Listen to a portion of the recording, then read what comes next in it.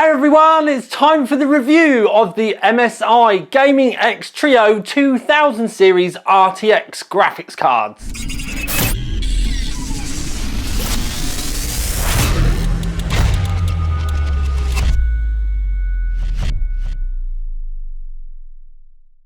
Okay then Pete, so it's time to talk about the MSI Gaming X Trio RTX graphics cards. Now I have a very limited amount of time with these.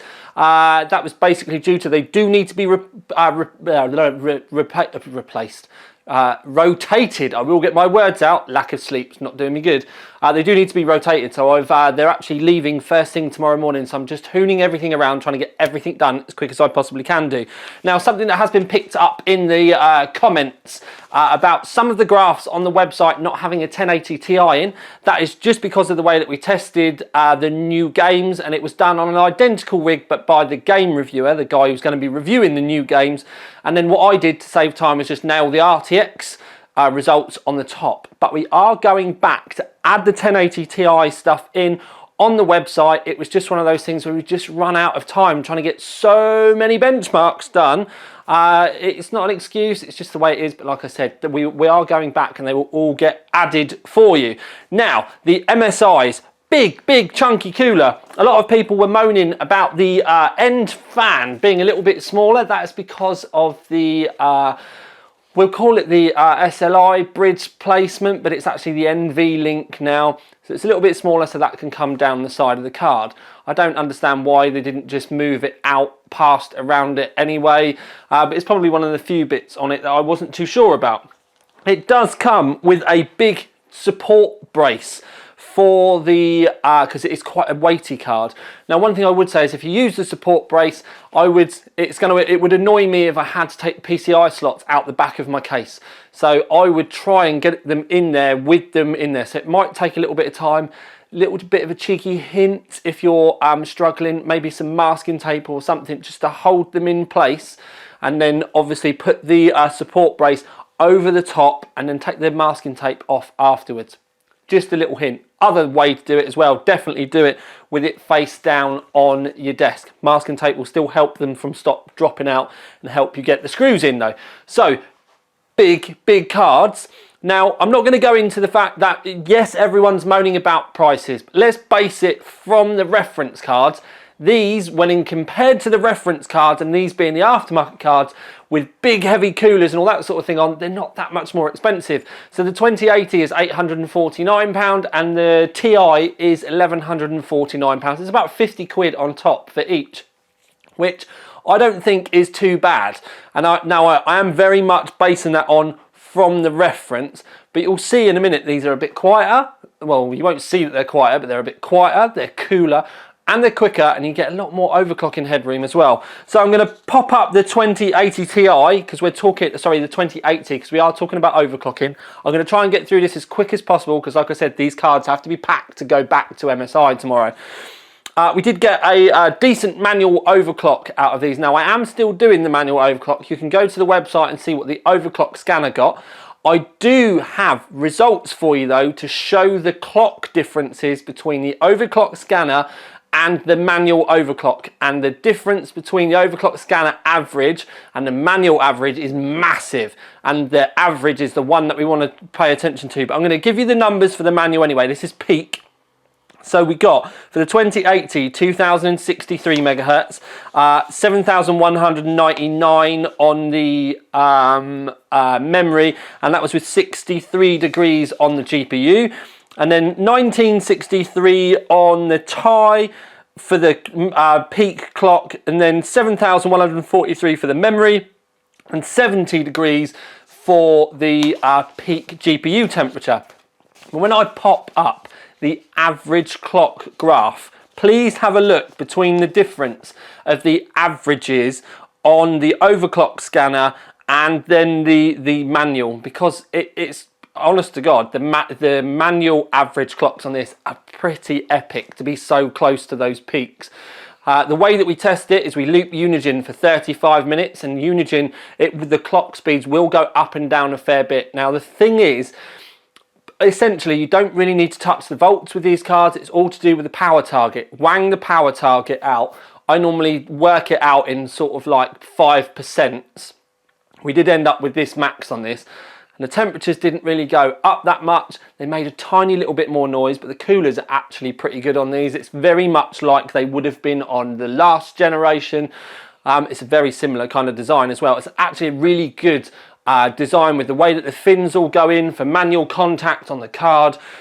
The 2080 Ti does have a 6-pin and 2 8-pins. 2 8-pins on the normal 2080.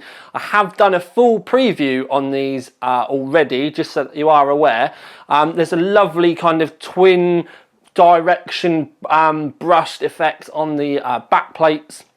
And like I said, I have done a full preview, spent loads more time looking at the cards in the other video. I'm just trying to get you the results quickly in this one. But the long and short of it was, it overclocked really well. And the peaks were okay, but it was the averages. The fact that we got the 2080 with over 2000 megahertz as an average, and then the 2080 Ti with over 1950 as an average is pretty epic. 3D Mark results, you can see it actually managed to top this graph with the overclock. Very healthy results in this. Final Fantasy results in this one. Obviously, this is something that we are running. It was a benchmark that was sent to us by NVIDIA, but it's something that we can have a look at because it does DLSS, TAA, and no AA. It gives us a nice amount of balance. And you can see this one did exceptionally well in this graph as well. Point is with this is it's quicker than the Founders Editions cards. Temperature testing, they did really well. Silly big graph, but as you can see, both stocks and overclocked, it handled the clocks exceptionally well. And the thing that I can't stress enough with this is it handled them well, the temps were good, but it wasn't rip-snortingly, stupidly loud. It's actually a very quiet card. By the time you've got it in your rig with the door on, you won't hear it unless something's gone wrong.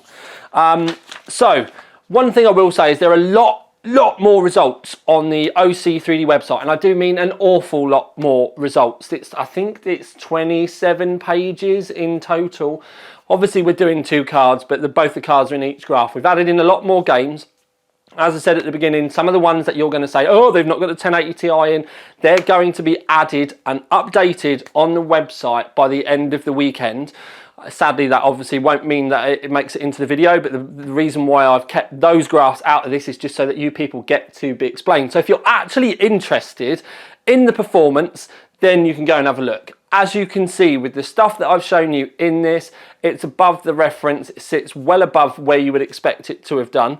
The fact that you do get the big chunky gamery kind of, I don't want to say kind of like childish, but the reference, the Founders Edition, sorry, does feel a little bit more grown up is probably the best way I can explain it. This has definitely got that gamer-esque kind of thing going on with it. It's got the RGB, which you can easily turn off, but the RGB does look nice. Looks exactly the same as the last generation Trio X, but it also does have a feel of lightning about it as well because of the placement. Cool, quiet, collected, and it doesn't feel like they're sort of like abusing you too. There are obviously some cards out there at the moment where some of the prices are quite extortionate. So we're seeing some cards being over 1,000 GBP for the 2080 and even up to £1,500 for the 2080 Ti. So when you think about that kind of balance, I'm not saying it's cheap because it's clearly not. You know, £1,150 is an awful lot of money to pay out for a single graphics card. When you kind of look at what some of the other brands are going to be trying to charge, it kind of makes it feel a little bit less of a pill to swallow. And I actually think they're probably going to do really well with selling these if they can get them into e-tailers in quick enough numbers and in large enough numbers, quick enough time in large enough numbers. So long and short of it is, cracking graphics cards from MSI. They tick all the boxes. They're cool, they're calm, they're collected. They're a bit quicker than reference. You get some nice tasty options with them as well. And yeah, there's nothing particularly bad to say other than the price. But obviously the price is being dictated to a certain degree by the baselines that NVIDIA are putting in, and obviously the actual cost of the core, and you know, all of that sort of thing. So when you put your kind of like sensible head on, you can kind of get it. You're never going to get a 2080 Ti for the price of a 2080, for example, with a decent cooler and it actually being any good at what it should be doing. So Long and short of it is, easy peasy, lemon squeezy. I've had to rush it. Yes, I have. Don't forget the website graphs will be updated probably by Sunday, and I wouldn't be surprised if I end up doing an update video to tell you about it.